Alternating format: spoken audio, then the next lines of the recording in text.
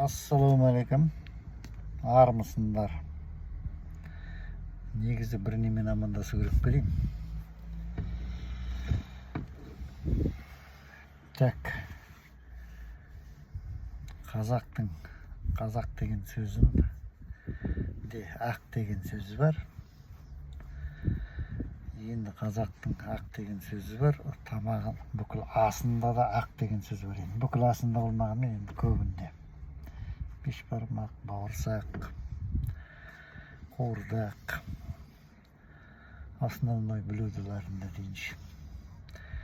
Сол ақ дегенде белый қылып аудара қойу келмейді шығар енді. Оның мағыналы аударылымы адал, таза деген аударылымға келеді шығар енді. Қазақтың мен алдында благородный,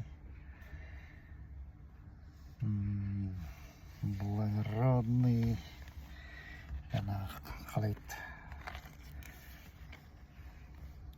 честный, жамандыққа қарсы шыққан, сондай ұғымдарды мен айтып едім. Сол благоразумный дегендей, не дающий в обиду, қалай еді жаңағы.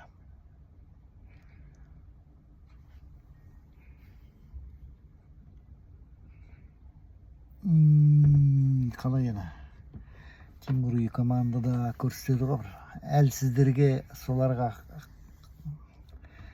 соларды қорғап, соларды нетіп, сондай нені сипаттама. Енді бұл қазақтың мінезінде 41-ші жылы 45-ке дейін жаңағы эвакуированиялар келгенде, жер аударылып келгенде солардың бәрін қабылдап алып, қорғап, бөлісіп, нелерін, көмектерін беріп, поддержка жасайды үшін. Жаңағы неткен халықты. Зардап шеккен халықтарды көтергіштеп, қолпаштап, енді оның бер жағында біз соныңдай жасаймыз деп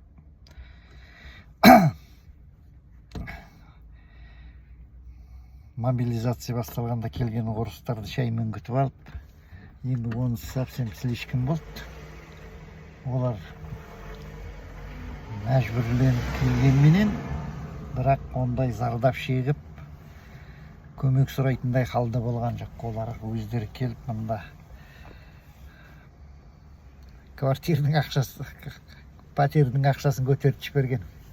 Сондықтан оларға шай беру келіңкіремейтін жағдай шығар.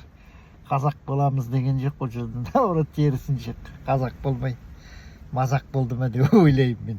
Қазақ пен мазақ өзі бір жақын ұғым. Қазақ болсаң жаңағыдайларды қолдайсың, соларға қолпаштайсың. Ал енді мазақ болам десең, керісінше ұғымына пайда болады. Сол благородный, сол чистый, белый деген енді. Сколько не копай, там грязи не найдешь дегенге келетін ұғым шығар. Сколько грязи не найдешь, қазақ сколько не копай, адал дегенге келетін шығар. Тамағын жаңағы бәрі қуыр, ақ дейді. Дақ, қуырды, ақпын бітеді. Қалай қуырғанда да әр жағында адал тамақ дегенге келетін шығар, сондай. Сосын енді Шыңғысханды көп талқылап жатыр. Шыңғысханды енді әртүрлі сипаттамадан көрсетіп жатыр. Кеше Арман дейтін бір выступать етті кочевниктің стримында. Сол кісі енді деректерді көрсетіп, деректердің әр дерегінен Шыңғысхан негізінде туылғанда қазақ болмаған болып, моңғол болғанын енді дәлелдеген сияқты болды маған. Менің көзі қарасым бойымша. Бірақ ол түбінде сол қазақылықты қолдап, қазақылыққа барып, қазақылықтың дүниетанымын менен империя құрған адам деп сондай қорытынды шығып тұр. Менің ойымша.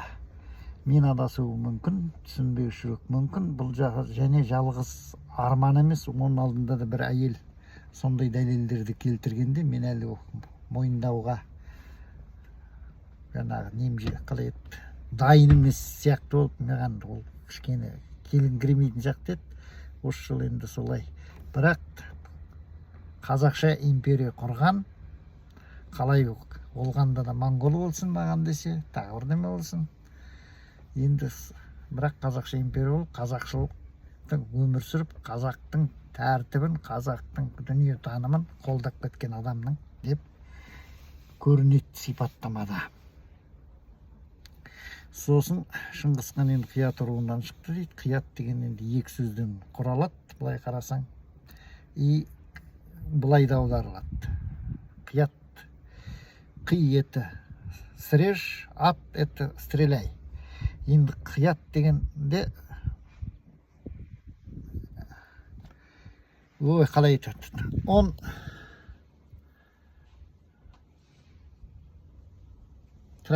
переводы жертвует дегенге келетін шығар. Он жертвует ради чего-то дегендей мағына береді қият деген сөз.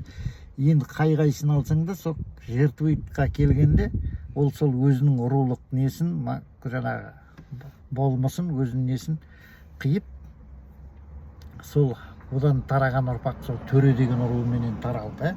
Қазір енді біреулер айтады, төре деген ру емес, бәлен түген төре дейтін ру. Ондай рулар мысалы көп. Табын деген ру да солай қалыптасады. Жаңағы несіне байланысты, табынғанына байланысты.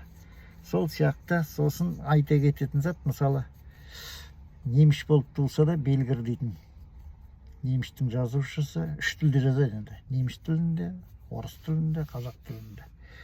Ол кісі де неміш болып туғанменен қазақ болып өлді. Шыңғыс хан да солай моңғол болып туғанменен қазақ болып өлген адам. Осыменен аяқтайын. Сосын айта кететін зат. Осындай бітіп келе жатқанда есіме түседі екен. Шыңғыс хан, шын енді правда, қыс держи, управляй дегенге келеді.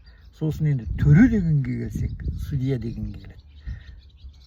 Главный сенің ұрпақтарың, чтоб судили правильно дегенге келеді. Шыңғыс ханнан тарағандар билікке келіп, главный правильный направление болсын дегенге келеді. Ал осымен сау болыңдар. Бәрін айттым ба деймін. Ойымды жеткізсем нормально, жеткізбесем тоже нормально. Сау болыңдар. Жақсылықта кездескенше.